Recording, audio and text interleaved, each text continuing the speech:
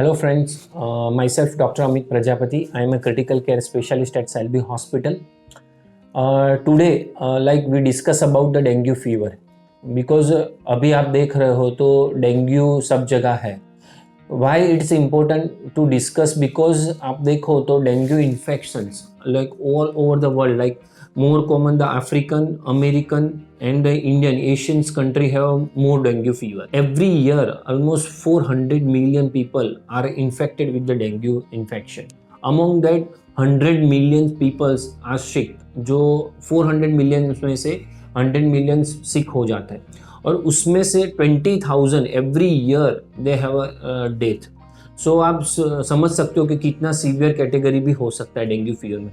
So that's why I am discussing this right now, because general public में भी उनका awareness रहे, क्योंकि ये डायग्नोस अर्ली करना इम्पोर्टेंट है डेंगू फीवर. तो फर्स्ट हम डिस्कस करते हैं कि डेंगू कैसे फैलता है. तो dengue mosquito bite, like infected dengue person है उसमें मॉस्किटो बाइट करता है तो वो infected mosquito another human being को जब बाइट करता है तो वो डेंगू वायरस उसमें ट्रांसफर हो जाता है. तो mosquito bite like Aedes mosquito है, उससे डेंगू इन्फेक्शन स्प्रेड होता है. 2 टाइप है, Aedes aegypti and Aedes albopictus. That 2 Aedes mosquito जब एक इन्फेक्टेड पर्सन से नॉर्मल ह्यूमन बीइंग में बाइट करते हैं तो वो ट्रांसफ़र हो जाता है dengue virus. Basically dengue virus के 4 टाइप हैं, dengue virus 1, dengue virus 2, dengue virus 3 and dengue virus 4. So ये इस तरह से डेंगू वायरस ट्रांसमिट होता है. Now will discuss about the sign and symptoms. Dengue में होता क्या है? तो basically most important is a fever. Patient को फीवर बहुत आता है.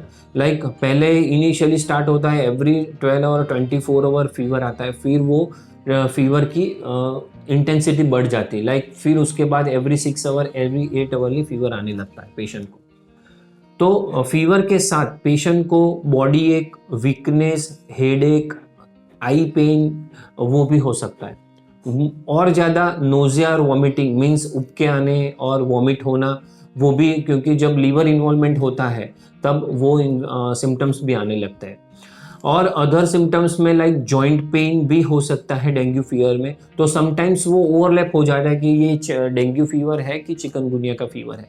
तो हमें उस टाइम बेसिकली डायग्नोसिस जो ब्लड इन्वेस्टिगेशन से ही हम डिफरेंशिएट कर पाते हैं. अब हम डायग्नोसिस कैसे करें डेंगू फीवर को? तो बेसिकली डेंगू के लिए 2 टेस्ट है. 1 इज सीरोलॉजी, उसमें हम करते हैं dengue IgM and dengue NS1 antigen. तो NS1 एंटीजन और डेंगू IgM टेस्टिंग से हम डायग्नोसिस कर पाते हैं. और एक टेस्ट है डेंगू PCR. सब जगह डेंगू PCR अवेलेबिलिटी नहीं होती, तो जहाँ होती है तो डेंगू PCR करवाना चाहिए, क्योंकि डेंगू PCR हम मोर एक्यूरेट और हमें जल्दी रिजल्ट मिल जाता है. तो we can diagnose early dengue fever. तो dengue NS1 and dengue IgM, other is a dengue PCR testing. Now treatment part हम डिस्कस करते हैं. तो बेसिकली द सपोर्टिव ट्रीटमेंट है डेंगू के. डेंगू में first thing is a rest, second is plenty of fluid you to take.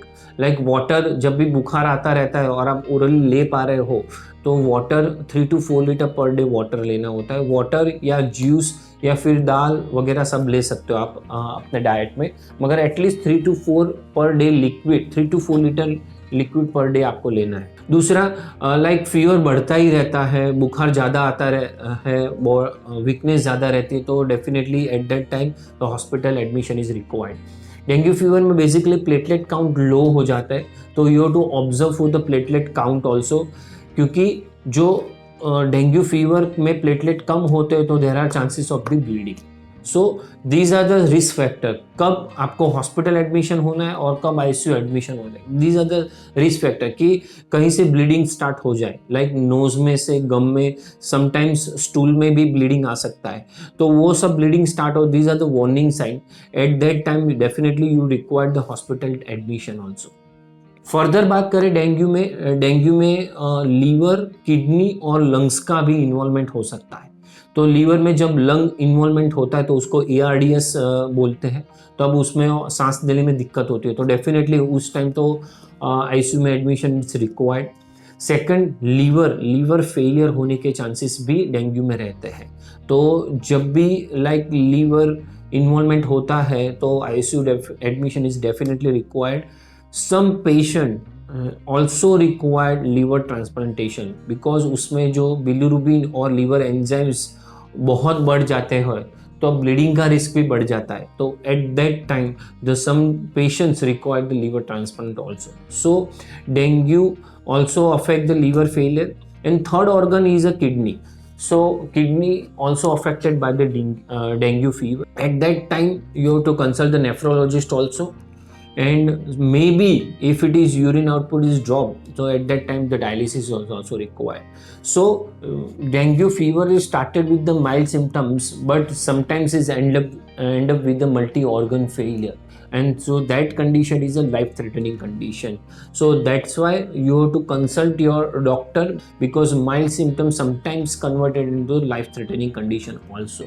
So if you start the early treatment, that can be a benefit to the patient also. So that's why, so that is a purpose of discussion why dengue is important, to early diagnosis and to start the early treatment.